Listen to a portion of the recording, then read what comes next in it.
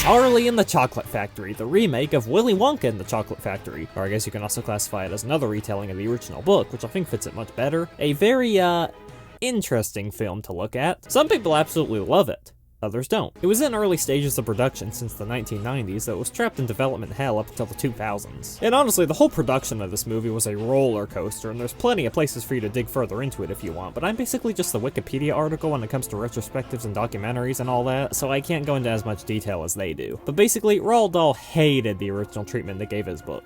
In particular, Charlie and the Chocolate Factory, which is probably your most successful, isn't it?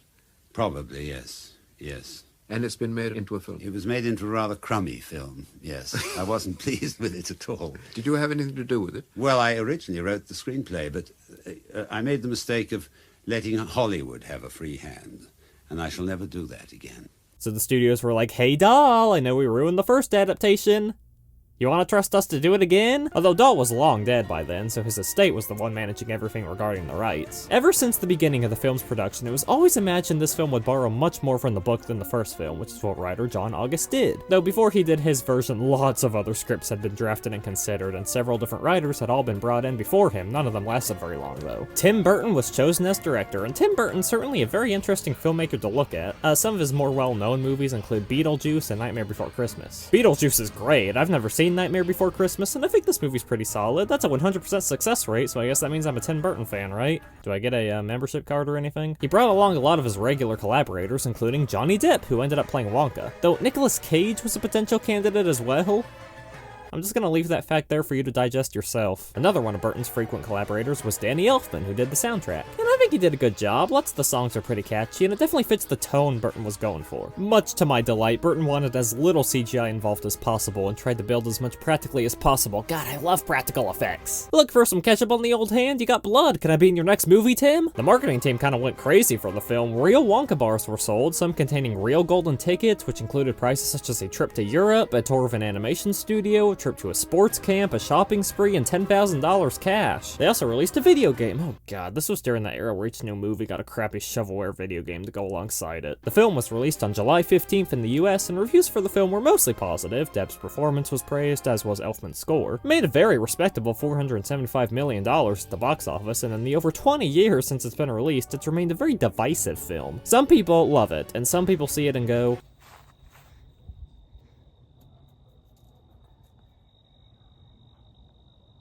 but I've always liked it, and I can't wait to take another look at it, this time with you guys, because you always make everything better.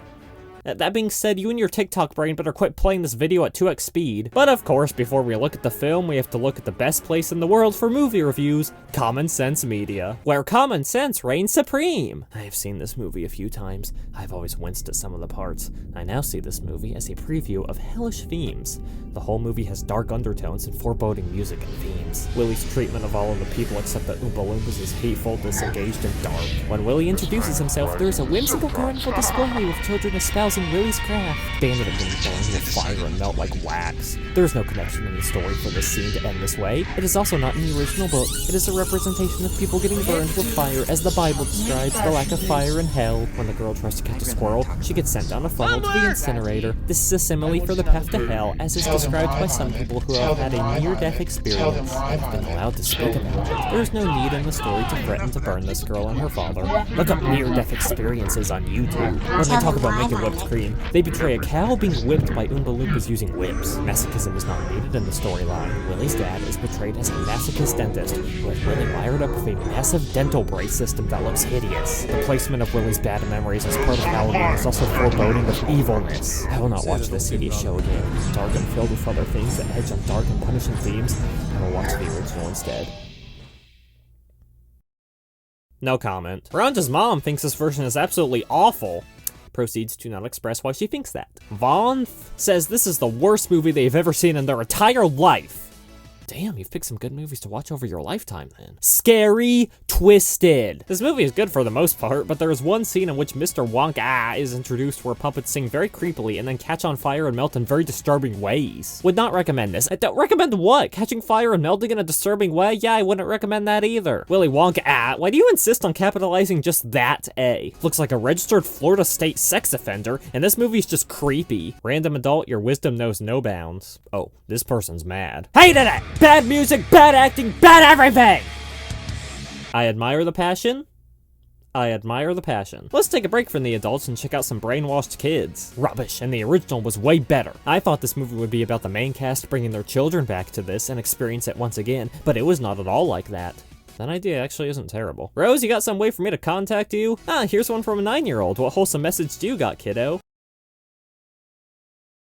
A, I don't think the cuss word is the thing that doesn't make sense here, and B, I think we should start the movie now. So the movie begins with some swirly opening credits. It gets poured into a pan, gets engraved, and then placed onto these pans on parachutes that somehow spiral downward perfectly, and they even have this little white show at the bottom. Alright, Wonka, look, I've bought everything until now, but we both know these things would blow off course and land wherever the hell they wanted. We see him place the 5 golden tickets in random bars before they get shipped out. After that 4-minute opening, we're finally introduced to this movie's version of Charlie Bucket. If you saw the original movie, same backstory, has a poor family, they're not rich or powerful, they're broke and lame as hell. Although they gotta have some power to somehow keep this chimney from falling. Their whole house actually just shouldn't exist. Like this door, how does this even happen? And don't even get me started on the fireplace and how nothing on the mantle is falling over. If you gotta have fucking Velcro holding everything on, why put anything up at all? I like how one of them also had the audacity to put a fucking plant on there, like that was gonna help it. You know, my car got totaled and has been sitting abandoned for years and is all rusted, but thank God I shampoo the carpets weekly. Charlie's dad gets home. Yeah, he earned a dad in this movie, which is another thing from the book. He works at a toothpaste factory and is depressed and poor and probably has a lot going on underneath the surface, but who cares about him? Let's focus on the British white kid. His dad found just the piece he needs, and Grandpa Joe asks him, "What is it, Charlie?" And it turns out to be the head for WilLy WoNkA for this model of the factory he built. Oh, my dementia's so bad, I honestly forgot you had that thing under there. Anyways, you know I used to work for Wonka? I guess this whole family has dementia because Charlie acts like he's never heard this story too. Either that, or despite showing he's a huge fan of Wonka, Grandpa Joe has waited until now to tell him. Why'd you wait so long, Joe? Did he have to do something special? Could he not hear it until he finished the model? Is there like a rite of passage to hear these stories of yours? Go climb Mount Rushmore and bring me back some rare rocks and minerals to hear more stories, Charlie. But he has unlocked a few by finishing the model. One of them is a flashback to when Joe used to work at Wonka's first store. I don't know if this is supposed to be an intentional joke or not, but I love how Grandpa Joe says he was a much younger man back then. Flashback 20 years, he looks the damn same. We see that Wonka's always been an enigma, and eventually he built his own chocolate factory right here in town, because why not? The cows that lived here before were ugly as hell. Then we jump to a new story, this one about Prince Pondicherry, who asked Wonka to build him a palace out of chocolate. Now, I am by no means good at predicting movie plots, but chocolate plus Indian sun, call me crazy, somehow,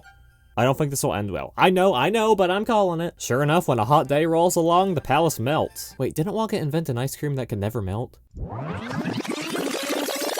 Did you know he invented a new way of making chocolate ice cream so that it stays cold for hours? You can even leave it lying in the sun on a hot day and it won't go runny. You're telling me he could figure out ice cream but not chocolate? I actually like to think he had chocolate that couldn't melt but chose not to use it just to be a dick to the prince. But screw the prince, Wonka has enough issues on his plate, like other chocolate makers still in his recipes. Can't you sue for this kind of stuff? Though I guess to be fair, Wonka doesn't always come up with the best solutions for problems. Let's go put him in the taffy puller. Eventually he throws a big tantrum and fires everybody and closes the factory. Well great, now nobody wins. Although apparently he randomly reopened it not long after, but nobody knows who works there now. Well, that's an easy answer, Joe. Robots. We also get introduced to Grandpa George, who is just the biggest ray of sunshine. I'd give anything in the world just to go in one more time and see what's become of that amazing factory.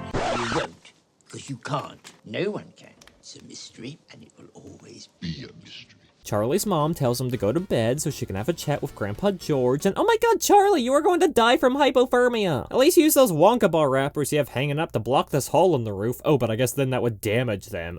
Kids these days concerned more about chocolate wrappers than themselves. Wait, why does that actually feel like something Grandpa George would say? Later that night, these people on scooters go around town and hang up all these flyers. I don't know who they are, they're not Oompa Loompas, I don't think, since some of them have facial hair and all the Oompa Loompas look the same. So what, does Wonka just have these people on standby in case he ever needs to put flyers across town? Are these his flyer people? Once again, if you've seen the book or original movie, this movie follows a pretty identical course. 5 golden tickets have been hidden in 5 random Wonka bars, and if you find one, you get a special surprise. And the first person to find one is Augustus Gloop. Augustus is sort of excited, I guess, although his mom seems more excited about it than him. And his dad could not give 2 shits less. Don't we all have days where we're like this? The next person to find a ticket is Veruca Salt, and no autocorrect, it's 1 R, not 2. She says so herself. Veruca, Veruca Salt. Veruca is just the best. I totally don't want to hit her with my car. Her dad is worse than her, though. He's in the nut business, you see. Very fitting, seeing that he seems kind of nutty himself. He forced all his sweatshop workers, yeah, a little dark, to open all these wrappers, and finally one of them finds it. She tries to keep it for herself, but he snatches it from her, and you know her ass got fired after that. So Grandpa George is roasting her, as he does with all the children throughout the movie, when Charlie's parents come in with his early birthday present, a Wonka bar. He doesn't find the ticket, but he decides to share it with his family. They're reluctant at first, but it's my gift and I'll do what I want with it. We don't want to repeat to the July 22nd incident, do we? The third ticket ends up being found by Violet Beauregard. She is definitely an interesting character, and so is her mom. And let's just keep trucking along. The fourth ticket was found by Mike TV. Oh god, Mike TV. You know what this movie does that I like more than the original? They turn the kids into even more little gremlins. Like, Mike is like the worst little asshole imaginable. I genuinely get so mad whenever he's on screen. That's some good directing and acting. Mike walks us through how he got the golden ticket while buying only one candy bar. All you have to do is check the manufacturing dates, offset by weather, and the derivative of the Nikkei index. Alright, Mike, you may think you're so smart, but if there's one thing I'm good at, it's picking apart things that don't make sense in movies. First of all, the manufacturing dates and weather don't really help you much at all, since the bar would still have to randomly end up in your town. All it would do is let you know which bars to buy in the store, but there's no guaranteeing it'll have the ticket. Secondly, the Nikkei index. What does the Tokyo stock market have to do with any of this, Mike? I know you just said random words you heard on the news to sound smart. I know you did. Did it at least taste good, Mike? I don't know. I hate chocolate. Well, it's a good thing you're going to a chocolate factory, you ungrateful little bitch. I'm sorry, Grandpa George, what do you have to say about this? Well, it's a good thing you're going to a chocolate factory, you ungrateful little I guess there's a little Grandpa George inside of all of us. Oh, also, because we need more tension in the story, Charlie's dad has now lost his job. Fantastic! But Grandpa Joe has a trick up his sleeve. He's got this coin saved, and he tells Charlie to go buy a Wonka bar. And the way the scene is edited, it kind of looks like he dies, and when I first watched this, that's what I thought happened. Well, Grandpa Joe may be dead, but at least I gained a Wonka bar out of him. If he died, I wonder who would take him to the factory. Realistically, probably his mom or dad, but Grandpa George going to the factory with Charlie would make for one of the greatest films of all time. He, like, immediately just starts strangling a child. Wonka would just watch, like, I like this guy's style. But no, he wakes up when Charlie comes home. Or maybe Grandpa Joe did die in his sleep, and the rest of the movie is his mind fulfilling his lifelong dream before going into the afterlife. But WilLy WoNkA represents God, you see, and no, I'm just kidding. Except if you look heavily in this one scene. Alright, I'll stop. They don't find it, and Charlie overhears that the last ticket was found in Russia. Darn it, Charlie, you should have stood outside in the cold and prayed to the factory harder. He finds some money in the street and decides to use it on a chocolate bar, because if he gives it to his mom, she's just gonna waste it on more cabbage. And his dad... well, honestly, I'm not convinced his dad hasn't turned to drugs now. He buys a Wonka bar, and lo and behold, he finds the ticket, because it turns out the one in Russia was a fake. So now all these creepy people start surrounding him until the guy working there tells him to run straight home, which is what he does. He shows Joe, and when he sees that ticket, why, he's so excited he could just...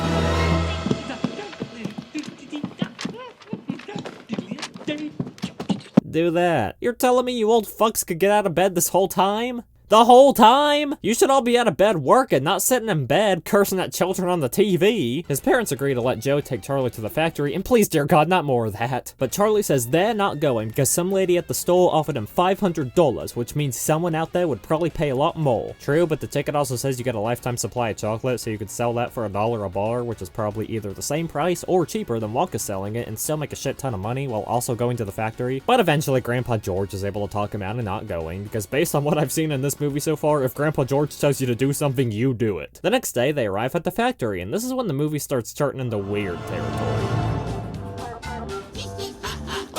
Yeah, there's this whole animatronic puppet show introducing Wonka, but then it catches fire, but WilLy WoNkA seems amused, and isn't that all that matters? Johnny Depp's performance as Wonka in this movie is an absolute treat to watch, and I'm so glad he and Burton decided not to just do a copy and paste of Gene Wilder's portrayal of the character. No offense to him at all, and his Wonka performance is legendary, but if I want to see that version, I'll go watch that movie. A remake is the opportunity to do something different with the character, and this definitely is. Plus, as a bonus, he's an absolute savage. I'm Veruca Salt. It's very nice to meet you, sir. I always thought a verruca was a type of wart you got on the bottom of your foot.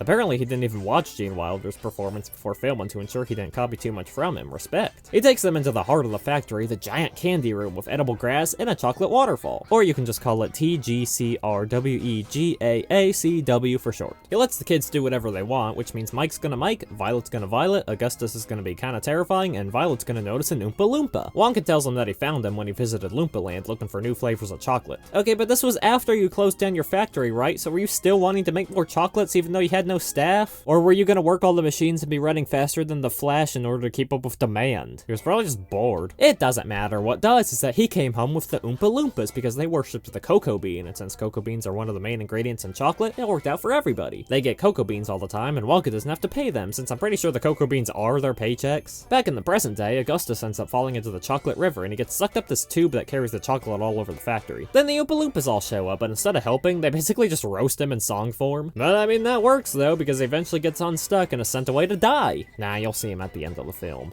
unfortunately. WONkA tells Augustus's mom to go to the fudge room or something, I don't know, and the kids all start questioning WONkA. They're still gonna get on his boat though, same as the original movie, and Charlie asks WONkA what his childhood was like. Bad move, because it resurfaces some PTSD from WONkA's childhood. See, his dad was a dentist, and he hated candy, so he burned it all in front of baby WONkA. That's kinda sad, so here's some more footage of WONkA roasting kids to make up for it. Mr. Wonka, I'm Violet Beauregard.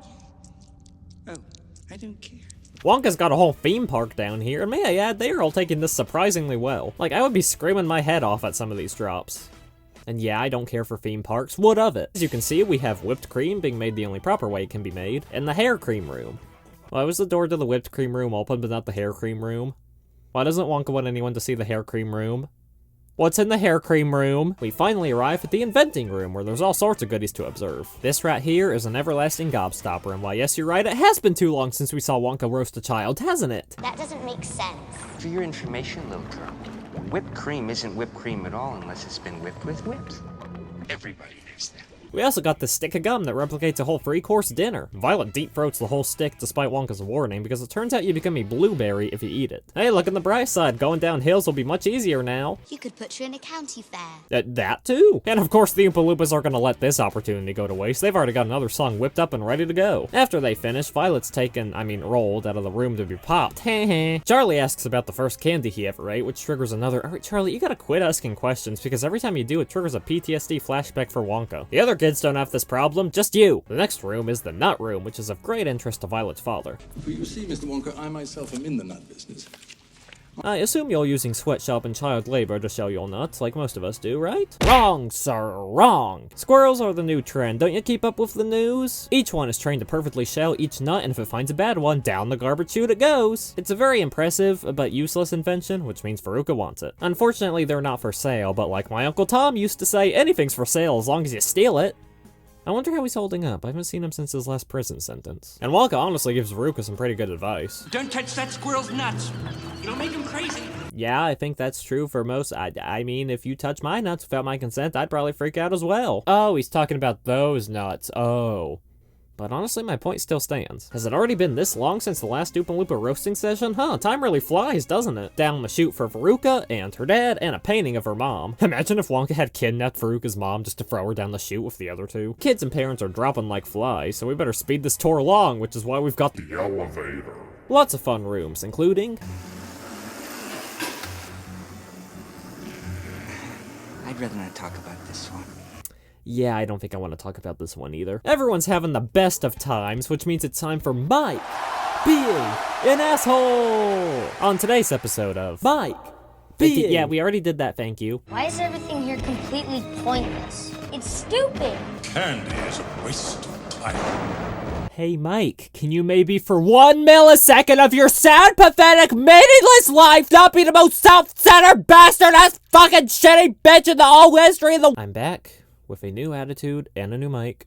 I'm sorry for my behavior you just witnessed. I consider it a stain on my character, and I will see to it that it never happens again. Burn in hell, Mike. It's PTSD flashback time again. WilLy tells his father he's gonna run away and you're not invited to my next birthday party. His dad's like, honestly, I've been bored as hell lately. Sure, why not do it? He's only able to make it to this museum for a gag, though, and when he returns, oh, wait, what the hell? I didn't realize dentistry overlapped with being able to remove a fucking house from its surroundings. What, is there like a service in town that does this? What do you call the same service that moved that red house in that book I read in 3rd grade? Back to reality. Bastard wants to pick a room. It's no surprise which one he picks, and WONkA shows them around. You don't understand anything about science. First off, there's a difference between waves and particles. Duh!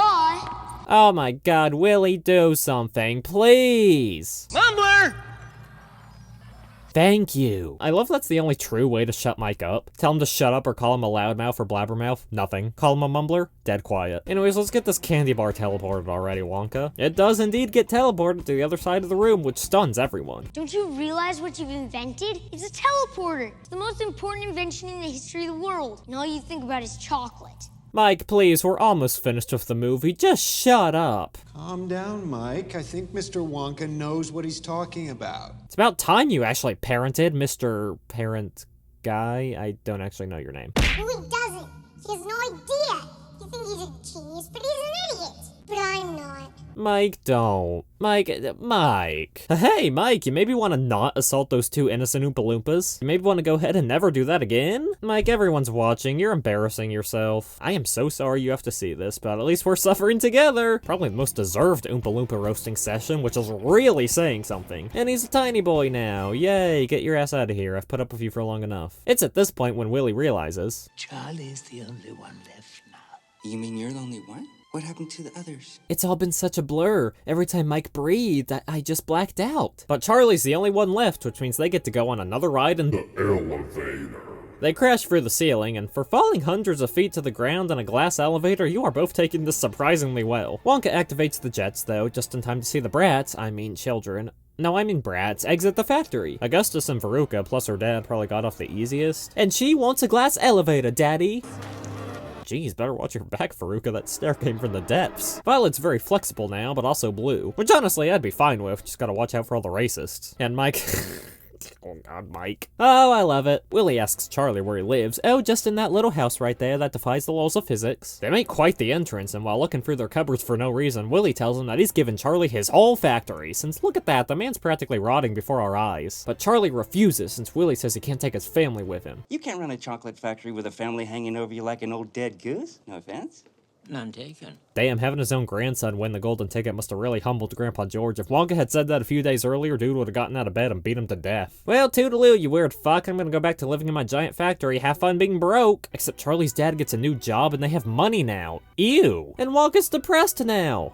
Ew! Though Grandpa Joe probably has it the worst. Dude knows he can't go back to laying in bed after the show he put on, so now he's forced to actually work. Oh, the humanity! Wonka catches Charlie and tells him to fix him! Charlie recommends family, which is just the worst possible thing you could have said to him in that moment. But he comes around to the idea and they find, oh my, he's literally just been living in a random ass field this whole time. I'll show my son. He thinks he can run away to Switzerland. I'm gonna go live on a mountain. And it turns out he's been proud of WilLy this whole time. Just look at all these pictures on the wall. Aw, bring it in for an awkward hug. Now WilLy's part of a family again and everyone's happy. Boys, no business at the dinner table. Sorry, Mom. Jeez, Mom, you maybe just want to be happy your family's not broke anymore and you're out of that stupid ass house. Oh, come on! Can we get a sequel where they just get a new house? Like, that's it. That's just the whole plot. His family just house hunting. Like Flip or Flop or something. They just go through houses wondering if they can flip it. Grandpa George is bitching about the size of the closets. The end. All right, Charlie and the Chocolate Factory.